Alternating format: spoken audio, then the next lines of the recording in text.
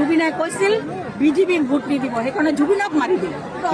হত্যা কৰা হৈছিল নেকি? এনেকৈ হত্যা নকৰিলে কিয় এৰেষ্ট কৰি কিছুমানক থৈ দিছে? এইবিলাকক দি হত্যা কৰোৱা হৈছে। আৰু তাৰ প্ৰমাণ হ'ল দুইবাৰ প্ৰধানমন্ত্ৰী আহিল, এবাৰ জুবিনৰ নাম লোৱা নাই, এবাৰ জুবিন ক্ষেত্ৰত যোৱা নাই। ইয়াৰ প্ৰমাণ আৰু কি ডাঙৰ? নমস্কাৰ বন্ধু বান্ধৱী, কি খবৰ আপোনালোকৰ? এতিয়া বেড নিউজ ক'বলৈ লাগিব, কিয়নো আমাৰ জুবিনদাৰ ন্যায় নাপাওঁ।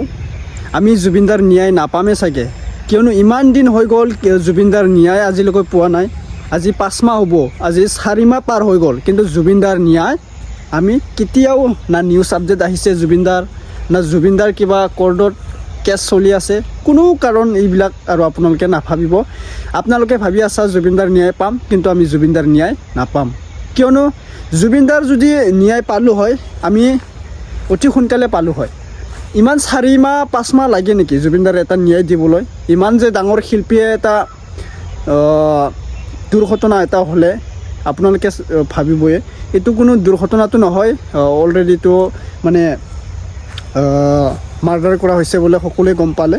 চেম কানু, সিদ্ধাৰ্থ শৰ্মা আৰু অমীৰ প্ৰভা আৰু শিখৰজ্যোতি গোস্বামী, এইবিলাক মানে জুবিনদাক ছিংগাপুৰলৈ জোৰ জবস্তি কৰি নি হত্যা কৰিলে। এতিয়া হত্যা কৰা হ'ল বুলি ভাবিও জুবিনদাৰ ন্যায় দিব পৰা নাই। কিয়নো আৰু এই ন্যায়টো কিয় দিয়া নাই? বিজেপি চৰকাৰে দিয়া নাই, না প্ৰধানমন্ত্ৰীয়ে আমাৰ অসমত 2বাৰ আহিছে, না জুবিনদাৰ কথা অলপ কৈছে, না জুবিনদাৰ কথা কিবা মেল পাতিছে, কোনো কাৰণ নাই। জুবিনদাক চিনি নাপায় মুখ্যমন্ত্ৰীয়ে, প্ৰধানমন্ত্ৰীয়ে। আৰু এনেকুৱা এটা কথা ক'লে, এইটো মই কোৱা কথা নহয় বাৰু, আপোনালোকে কমেণ্টত ভিডিঅ'ত সম্পূৰ্ণ চালে গম পাবা। এতিয়া জুবিনদাৰ ন্যায় আমি কেনেকৈ অপেক্ষা কৰি থাকিম? জুবিনদাৰ ন্যায় যদি দিব নোৱাৰে, সাধাৰণ কোনোবা মানুহ কিবা দুৰ্ঘটনা হ'লে, কিবা দুৰ্ঘটনা হৈ মৃত্যু হ'লে আমি ন্যায় পাম জানো? নাপামেই। ঠিক তেনেদৰে আমি জুবিনদাৰ ন্যায় অতি সোনকালে বিচাৰিছোঁ। আৰু গৰিমা বৌ ৰিকুৱেষ্ট কৰি আছে যে প্ৰধানমন্ত্ৰীলৈ অনুৰোধ কৰিছে যে জুবিনদাৰ ন্যায় লাগিব। কিন্তু প্ৰধানমন্ত্ৰীয়ে আমাৰ অসমলৈ 2বাৰ আহিলে, কিয় জুবিনদাৰ কথা অলপো পাতিব নোৱাৰিলে? কিয় জুবিনদাৰ কথা অলপো নাম নাহিলে? এইটো মানে বহুত মানুহে উল্লেখ কৰিছে যে জুবিনদাৰ ন্যায়ৰ বাবে কোনো গুৰুত্বপূৰ্ণ দিয়া নাই, কিয় জুবিনদাৰ ন্যায় নাপামে, এনেকুৱা এটা কথা ক'লে। এতিয়া মই বেছি কথা নকওঁ, আপোনালোকে বৰিং লাগিব, এতিয়া ভিডিঅ'টো চাই লোৱা। ভেক্টৰ দাসক সকলোৱে চিনি পোৱা। আমাৰ ভেক্টৰ দায়ে কি কথা ক'লে? বন্দী হৈ আছে, ভেক্টৰ দাসক মানে জেললৈ ভৰোৱা থোৱা আছে।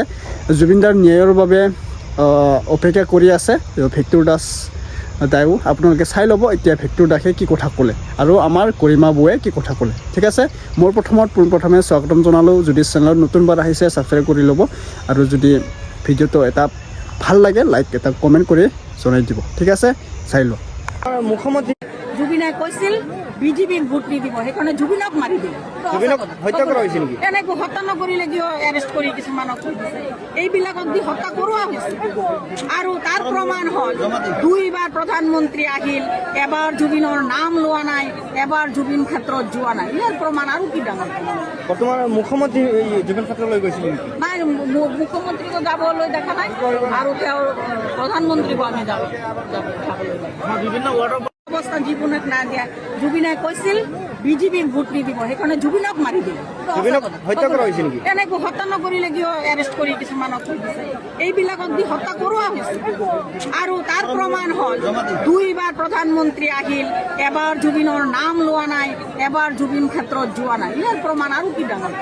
বৰ্তমান মুখ্যমন্ত্ৰী জুবিন ক্ষেত্ৰলৈ গৈছিল নেকি? নাই, মুখ্যমন্ত্ৰীকো যাবলৈ দেখা নাই, আৰু তেওঁৰ প্ৰধানমন্ত্ৰীকো আমি যাবলৈ বিভিন্ন ৱাৰ্ডৰ একচুৱেলি ভিক্টৰ দাসক ভয় কৰে, ভিক্টৰ দাসৰ সততাক ভয় কৰে, আৰু সেইকাৰণে ভিক্টৰ দাসক আবদ্ধ কৰি ৰাজবন্দী কৰি ৰখা হৈছে। জুবিনদাৰ ন্যায়ৰ যিটো প্ৰক্ৰিয়া, সেই প্ৰক্ৰিয়াটো একচুৱেলি তল পেলাবৰ কাৰণে মোক সোমাই থৈ দিছে ভিতৰত, আৰু আগন্তুক ইলেকশ্যনো আহি আছে, সেইকাৰণে ভিক্টৰ দাসক সোমাই থৈ দিছে।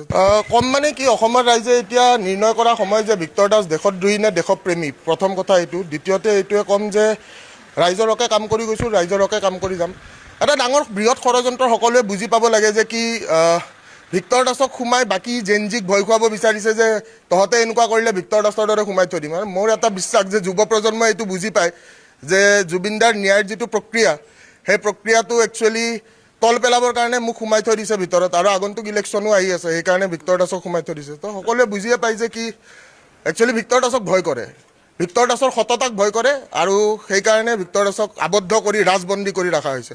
সেই প্ৰতিবাদটো স্তব্ধ হোৱা বুলি সকলোৱে দেখিছে, কাৰণ মাত মাতা মানুহ নাই আৰু মাত মাতা মানুহ যোনে মাত মাতিছে তাকে সোমাই থৈ দিছে, সেইখিনি সকলোৱে দেখা পাইছে। তো এইটোৱে ক'ম যে মই হাৰ মানা নাই। যেতিয়ালৈকে মোক মানসিকভাৱে কষ্ট দিছে, মোক ফিজিকেলি, মেণ্টেলি, ইম'চনেলি, ফিনান্সিয়েলি চাৰিওফালৰ পৰা ভাঙি পেলাব চেষ্টা কৰিছে। মই নিজৰ লগত হাৰ মানা নাই আৰু মই যেতিয়ালৈকে নিজৰ লগত হাৰ মানা নাই, মই সদায় যিটো কথা কওঁ যে মই ভাগৰা নাই আৰু ভিক্টৰ দাসে যিটো নিজৰ লক্ষ্য, মই মোৰ লক্ষ্যত উপনীত হ'মেই 100%। মোৰ দেউতাইও ন্যায় পাব লাগিব, জুবিন গাৰ্গেও ন্যায় পাবই লাগিব। মোৰ ওপৰততো গোটেই মিছা গোচৰ সোপা আছে, প্ৰায় 52টামান মিছা গোচৰ লগাই থৈ দিছে। গোটেইকেইটাতে অলমষ্ট জামিন হৈছে, অকল এটাই বাকী আছে এতিয়া। নহয়, আপোনাৰ NSA কেছটো।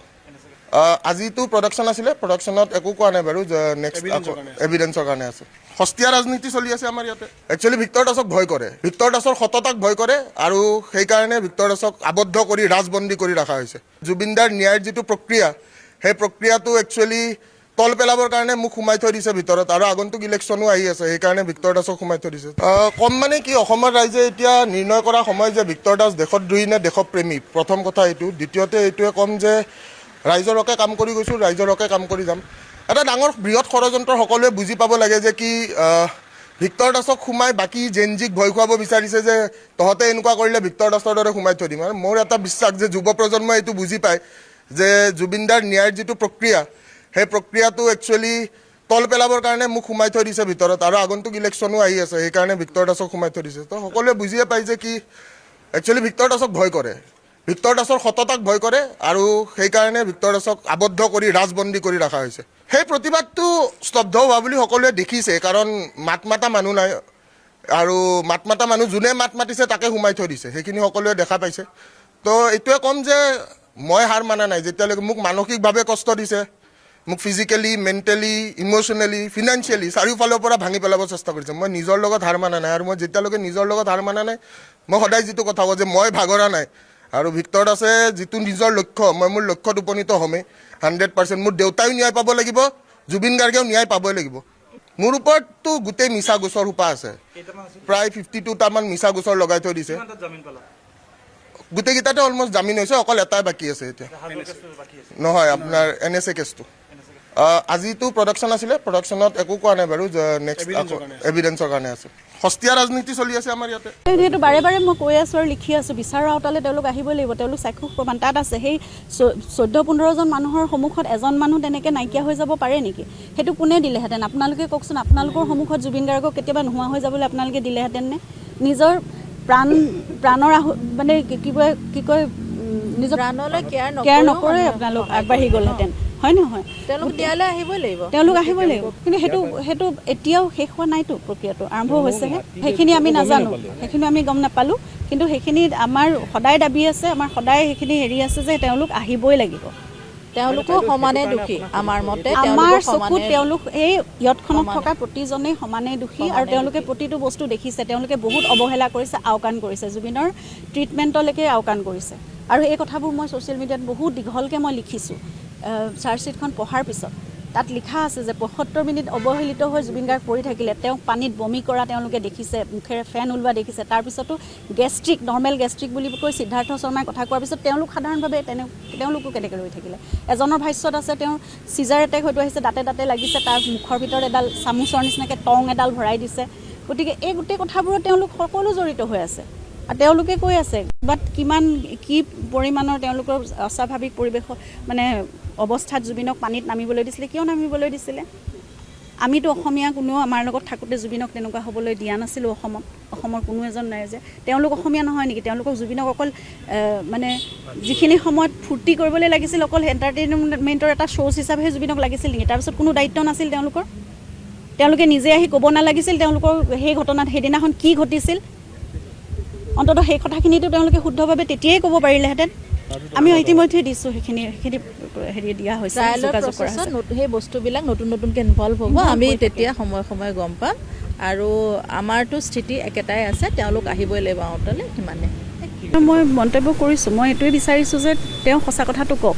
তেওঁ নিজৰ ভাতৃ হিচাপে, তেওঁ এজন পুলিচ অফিচাৰ হিচাপে তেওঁৰ সম্পূৰ্ণ দায়িত্ব আছে। তেওঁ ঘটনাস্থলীত উপস্থিত আছিল, গতিকে সকলো চাক্ষুষ প্ৰমাণ তেওঁ সেই হিচাপে তেওঁ গোটেই কথাখিনি সঁচাকৈ কওক তেওঁ যিমানখিনি নিজৰ ককায়েকৰ কাৰণে অন্ততঃ সেইখিনিতো তেওঁ নিজৰ পৰিয়ালৰ কাৰণে সেইখিনি কৰিব লগাটো তেওঁৰ দায়িত্ব বুলি মই ভাবোঁ তেওঁৰ কৰ্তব্য কৰিব লাগে তেওঁ একদম আটাইতকৈ যিটো মানে ভয়ানক শাস্তি হ'ব পাৰে সেইটোৱে শাস্তি দিয়ক মানে অসুৰবধ যিটো মই যোৱাবাৰ কৈছিলোঁ অসুৰবধ হওক এই অসুৰবধেই হ'ব লাগিব আৰু তাৰ বাহিৰে গত্যন্তৰ নাই অপশক্তি নিৰ্মূল কৰিবই লাগিব আৰু সেয়াই পৃথিৱীত সেইটোৱে আচলতে ভগৱানে যদি ন্যায় দিয়ে সেইটোৱে ন্যায় দিয়ে গতিকে অপশক্তি একেবাৰে সমূলি ধ্বংস হ'ব লাগিব সেইখিনি আমি নাজানো সেইখিনি আমি গম নাপালোঁ কিন্তু সেইখিনিত আমাৰ সদায় দাবী আছে আমাৰ সদায় সেইখিনি হেৰি আছে যে তেওঁলোক আহিবই লাগিব তেওঁলোকো সমানে দোষী আমাৰ মতে আমাৰ চকুত তেওঁলোক এই ইয়তখনত থকা প্ৰতিজনেই সমানেই দোষী আৰু তেওঁলোকে প্ৰতিটো বস্তু দেখিছে তেওঁলোকে বহুত অৱহেলা কৰিছে আওকাণ কৰিছে জুবিনৰ